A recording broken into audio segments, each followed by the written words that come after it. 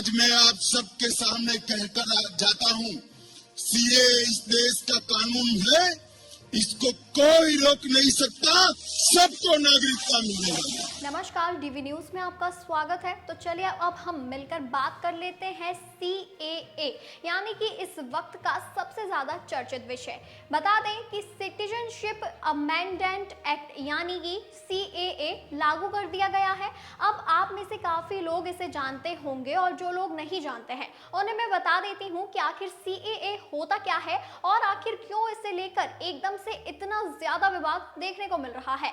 दरअसल सबसे पहली बात तो ये है कि सीएए नागरिकता से जुड़ा कानून है। इसके लागू होने से 3 पड़ोसी मुस्लिम बाहुल्य देशों यानी कि पाकिस्तान, बांग्लादेश और अफगानिस्तान से आए उन लोगों को भारतीय नागरिकता मिल जाएगी जो प्रताड़ना का शिकार होकर दिसंबर 2014 तक भारत आए। इसमें गैर मुस्लिम अल्पसंख्यक यानी हिंदू, सिख, बौद्ध, जैन, पारसी और ईसाई शामिल है। नागरिकता संशोधन बिल पहली बार साल 2016 में लोकसभा में पेश हुआ। यहां से यह पास हो गया मगर राज्यसभा में अटक गया था। कुछ समय बाद इसे संसदीय समिति को भेज दिया गया। तब तक 2019 का लोकसभा चुनाव आ गया। अब एक बार फिर से मोदी सरकार बनी और दिसंबर 2019 में इसे लोकसभा में दोबारा पेश किया गया। अब की बार यह लोकसभा और राज्यसभा दोनों में पास हो गया। चलिए तो अब बता दें कि शायद अब मेरे ख्याल से आपको समझ तो आ गया होगा कि सीएए होता क्या है। अब हम यह समझ लेते हैं कि क्यों ये एकदम से इतना चर्चा का विषय बन गया है। ऐसा इसीलिए हुआ क्योंकि सिटीजनशिप अमेंडमेंट एक्ट यानी सीएए लागू कर दिया गया है। गृह मंत्रालय ने इसे लेकर सोमवार को नोटिफिकेशन जारी कर दिया। मंत्रालय की ओर से कहा गया है कि गृह मंत्रालय यानी एमएचए आज नागरिकता संशोधन अधिनियम 2019 के तहत नियमों को अधिसूचित करेगा।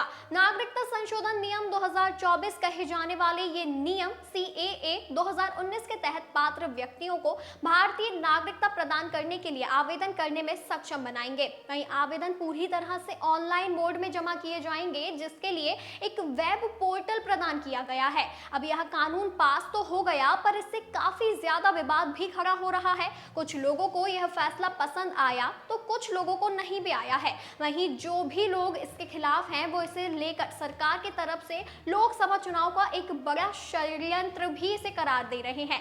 तो चलिए अब बात कर लेते हैं कि इसे लेकर इतना हंगामा क्यों मचा हुआ है।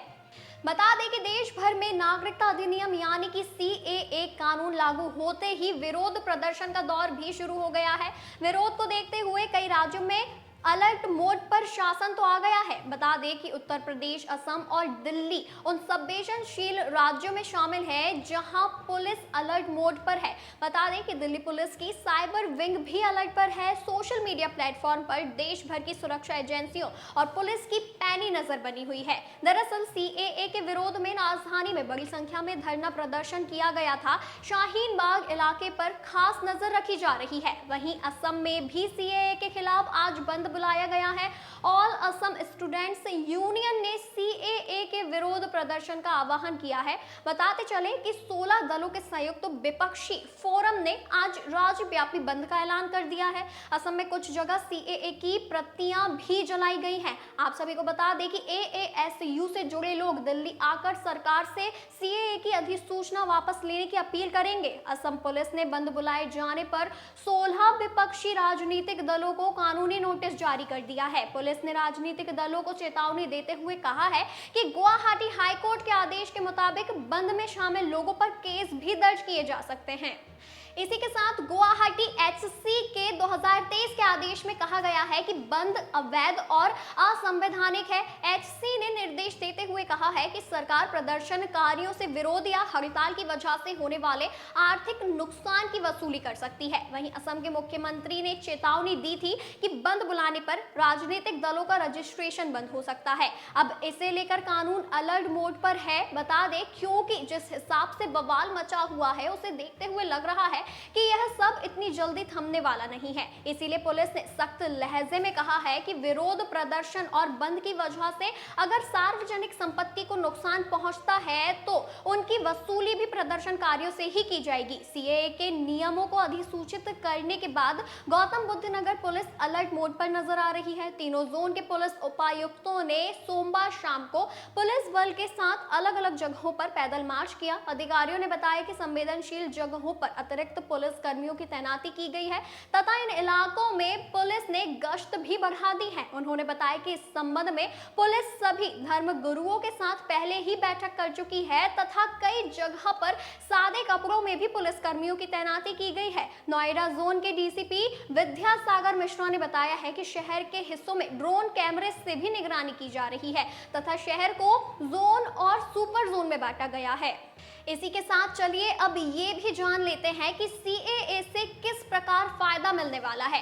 दरअसल देश में कानून लागू होते ही पाकिस्तान, बांग्लादेश और अफगानिस्तान के गैर मुस्लिम शरणार्थियों को भारतीय नागरिकता मिलने का रास्ता साफ हो गया है। जी हां, बता दें कि ये उन शरणार्थियों के लिए लाइफलाइन है जो 31 दिसंबर 2014 से पहले भारत में अवैध प्रवासी के तौर पर रह रहे थे। वहीं इस कानून में मुस्लिमों को शामिल नहीं किया गया है। जी हां, बता दें कि इस कानून में मुस्लिमों को शामिल नहीं किया। वहीं केंद्र सरकार ने देश में सीएए लागू कर दिया है। पिछले कई दिनों से इसे लेकर कयास लगाए जा रहे थे। पिछले दिनों गृह मंत्री अमित शाह ने भी ऐलान कर दिया था कि सीएए देश का कानून है और चुनाव से पहले इसे लागू कर दिया जाएगा। इसके बाद से ही ये तय माना जा रहा था कि सरकार चुनाव से पहले कभी भी इसकी अधिसूचना जारी कर सकती है। तो अब इसके साथ ये जानना भी जरूरी हो जाता है कि आखिर ये विवाद शुरू कब हुआ था। दरअसल केंद्र सरकार ने नागरिकता संशोधन बिल को 2019 में संसद में पेश किया था। 11 दिसंबर को संसद में इसे पास कर दिया था। बता दें उस वक्त इसके पक्ष में 125 वोट पड़े थे और 105 वोट इसके विरोध में थे। वहीं संसद से पास होने के अगले ही दिन यानी कि 12 दिसंबर को राष्ट्रपति ने इसे मंजूरी भी दे दी थी। प्रेसिडेंट की मंजूरी के साथ ही यह नागरिकता संशोधन बिल कानून बन गया था। हालांकि देश भर में विरोध में बीच इसे लागू नहीं किया जा सकता था। इसी के साथ नागरिकता संशोधन कानून को लेकर मुस्लिमों ने बड़े पैमाने पर विरोध भी कर दिया था। दरअसल इस कानून में मुस्लिमों को शामिल नहीं किया गया है। इसमें सिर्फ बांग्लादेश, पाकिस्तान और अफगानिस्तान के उन अल्पसंख्यकों को भारतीय नागरिकता देने का प्रावधान है जिनमें हिंदू, बौद्ध, सिख, ईसाई, जैन और पारसी शामिल है। ये अल्पसंख्यक पिछले कई सालों से भारत में शरणार्थी बनकर रह रहे हैं। मुस्लिमों का तर्क है कि यह भेदभावपूर्ण है क्योंकि इसमें मुस्लिमों को शामिल ही नहीं किया गया है। इसे लेकर ही लंबे समय तक विवाद भी रहा है। अब बता देते हैं कि आखिर किन शरणार्थियों को मिलेगा नागरिकता का अधिकार। नागरिकता संशोधन अधिनियम लागू होने के बाद सरकार देश में बसे शरणार्थियों को नागरिकता देगी। बता दें कि वे अल्पसंख्यक जो 31 दिसंबर 2014 से पहले ही भारत में बसे हैं, उन्हें कानून का सीधा लाभ मिलेगा। ये शरणार्थी भारत में पासपोर्ट और वीजा के साथ आए थे, लेकिन वीजा खत्म होने के बाद भी भारत में ही रुक गए। बता दें फिलहाल इन्हें अवैध प्रवासी और शरणार्थी का दर्जा दिया जाता है। वहीं बता दें कि इन्हीं लोगों के लिए ये एक्ट लागू किया गया है। तो ये था आज का हमारा खास वीडियो। ऐसी ही खास वीडियो के लिए बने रहिए डीवी न्यूज के साथ।